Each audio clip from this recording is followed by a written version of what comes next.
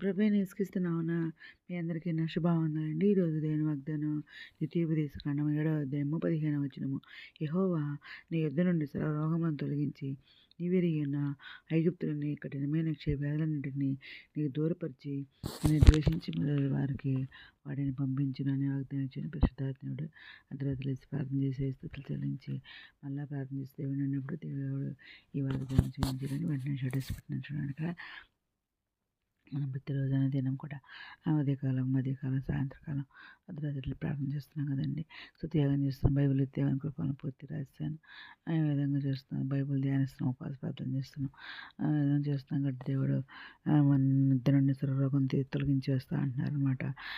ఇంకా ఏమంటున్నారు దీనికి రిలేటెడ్ వాక్యాలు చూస్తే ద్వితీయోపదేశకాండము 7వ అధ్యాయము లోని మరి 12 నుండి మరి 14 వచ్చిన వరకు చూస్తే మీరు ఈ విధులను విని వాటిని అనుసరించి నడుచుకున్న యెడల నీ దేవుడైన యెహోవా తాను నీ పితరులతో ప్రమాణం చేసిన నిబంధనను నెరవేర్చి నీకు కృప చూపును అంటున్నారు.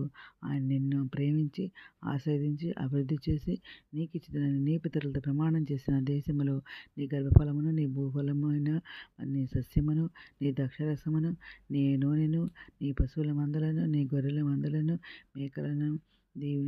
మేకల మందలను దీవించును అంటున్నారు. సమస్త జనుల కంటే ఎక్కువగా నీవు ఆశీర్వదింపబడుతూ నీలో మగవానికే కానీ ఆడవానికే కానీ గుడ్డితనం ఉండదు, నీ పశువులను ఉండదని చెప్పేసి దేవుడు మాట్లాడుతున్నారు అన్నమాట.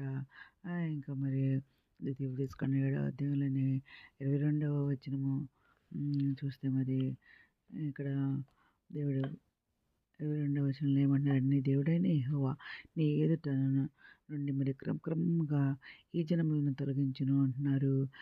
అడవి మృగములు విస్తరించి నీకు బాధాకరంగా ఉండవచ్చును కానీ కనుక వారిని మరి ఒక్కవారే నీవు నాశనము చేయతగదవు, అది నీకు క్షేమకరం కాదు అని అంటున్నారు అన్నమాట.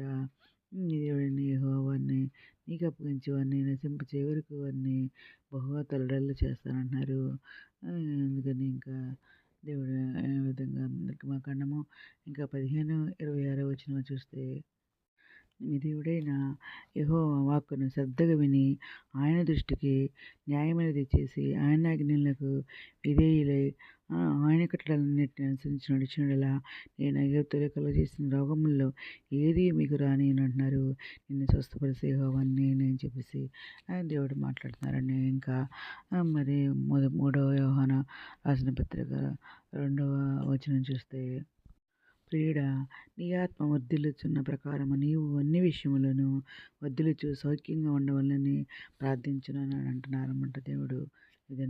ఈ దినం వాగ్దానం మరి ఎంత మంచి వాగ్దానం ఇచ్చింది దేవునికి మరి మనం కృతజ్ఞతలు చెల్లించుకుంటూ మరి మన నుండి రోగం తొలగించేసి అడిగిన ఐగుప్తులను కఠిన క్షయవ్యాధులన్నీ కూడా నీకు దూరపరుస్తానని ఈ దినం ఇచ్చిన వాగ్దానం బట్టి మనం కృతజ్ఞతలు చెల్లించుకుంటూ దేవునికి ఈరోజు మనం ప్రార్థన చేసుకుందాం.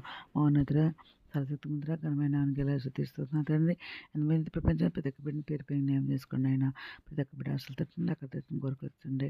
తండ్రి బిడ్డల మంచి ఆరోగ్యం శైలి దేవుడు నిరుద్యోగులు ఉద్యోగాలు తెచ్చండి. ఆర్థిక వరకు ఆర్థిక సాయం తెచ్చండి. అనారోగ్యంతో స్వస్థపరచండి.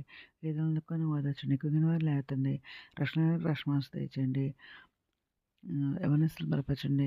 ఇతరు రానే మీ శ్రేణి మీద చదువుపడ్డ క్రోచకుని ఇతరులు ఉన్న భాగం తెచ్చమని మా ప్రియ పేరుని యేసుక్రీస్తు పరిశుద్ధమైన నామమున అడిగి వేడుకొని ప్రార్థిస్తున్నాము తండ్రి. ఆమేన్. మేము దీని ప్రార్థనలో మా కుటుంబం గురించి కూడా ప్రేయర్ చేయమని మనం చేసుకుంటున్నాం. ప్రభు సేవలో మీ సహోదరి. God bless you.